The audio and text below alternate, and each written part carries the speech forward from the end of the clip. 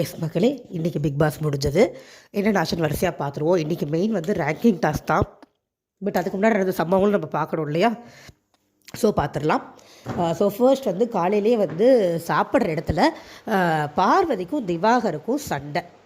என்னன்னா, அந்த மாதிரி நேற்று வந்து பார்வதி வந்து அவரை மன்னிப்பு கேட்க சொல்லிட்டாங்க இல்லையா? அவர் அதை மனசில் வச்சுக்கிட்டு சாப்பிடும் போதே ஆரம்பிச்சிட்டார். எஃப்ஜே ஏதோ ஆரம்பிக்கிறாரு. கடைசியில் அது வந்து பார்வதி திவாகருக்கு திரும்பி உங்களுக்கு சரியில்லை, பார்வதி வந்ததுலேருந்தே சரியில்லை, நீ முதல்ல வந்து சரியா விளையாடல நடத்தியோ சொல்கிறாரு.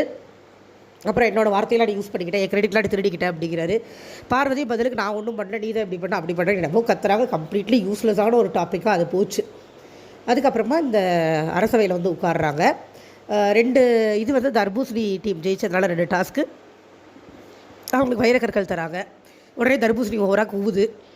விக்கல்ஸ் வந்து ஐயோ ஏழ்ட சிரிப்புன்னு சொல்கிறா, நீ சொன்னாதான் தெரியுது முட்டு உட்காரியா சொல்லி உட்கார வச்சுட்டாங்க. அதுக்கப்புறம் சாண்ட்ரா பிரஜனோட ஒரு பர்ஃபார்மன்ஸ் நல்லா இருந்தது. ஆனால் எனக்கு பிரச்சனை தாங்க பிடிக்கல. பிரச்சனை பிடிக்காமே போயிடுச்சுங்க சீரியஸாக.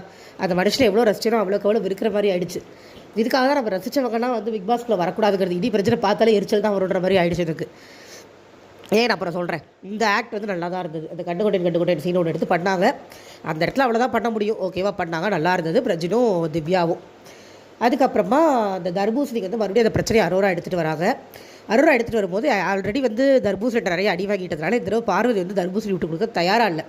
ஏன்னா பார்வதிக்கு தெரியும் கமருதீன் ஆல்ரெடி விலகி போயிட்டதுனால மறுபடியும் இப்போ தர்பூசணி போயிட்டால் பார்வதிக்கு ஆதரவே இருக்காது.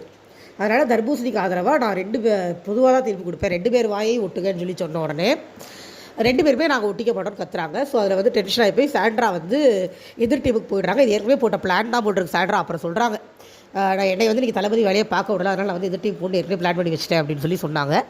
ஸோ அவங்க வந்து விக்கல் சாம்ராஜ்யத்துக்கு போயிடுறாங்க. எஃப்ஜே போயிடுறாரு. நியாயம் கிடைக்காதுன்னு தெரிஞ்சவுடனே அரோராவும் போயிடுறாங்க. அங்கே பார்வதி பண்ணது அப்பட்டமான அநியாயம். ஆனால் வேறு வழி இல்லை, பார்வதிக்கு திவாகர் காலில் விழுந்து தான் ஆகணும். ஏன்னா பார்வதிக்கு வேறு போக்கிடம் இல்லை. அந்த ஆள் காலில் விழுந்து ஒரு பொழப்பு நடத்துறதுக்கு நீங்கள் எலிமினேட் ஆகி போயிடலாம் பார்வதி அப்படின்னு தான் நம்மளுக்கு எனக்கு சொல்ல தோணுது. ஓகேவா? ஏன்னா அவரை மாதிரி ஒரு கேவலமான ஆளே கிடையாது. அவர் காலில் விழுந்து இதுக்கு நீங்கள் பொழப்பு நடத்துகிறோம். ஜாதி விரி பிடிச்சவர் அவர்கிட்ட போய் கருமாந்திரம். அப்புறம் ஸோ இது ஒன்று நடந்தது. இதுக்கப்புறமா அந்த டாஸ்க் வந்தது, அந்த கோட்டை கட்டி இடிக்கிற டாஸ்க்கு. ஒரு டீம் கோட்டை கட்டணும், இன்னொரு டீம் அதை இடிக்கணும். 7 ஸ்டோன்ஸ் தெரிஞ்சிருந்ததுன்னா உங்களுக்கு அதுதான் அந்த கேம்.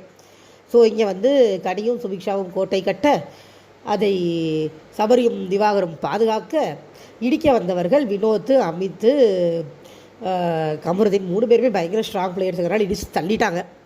அங்கே வினோத்தும் திவ்யாவும் கோட்டை கட்ட, அமித்தும் கமருதீனும் பாதுகாக்க, பால் போட வந்தவர்கள் சபரி, கனி, சுபிக்ஷா.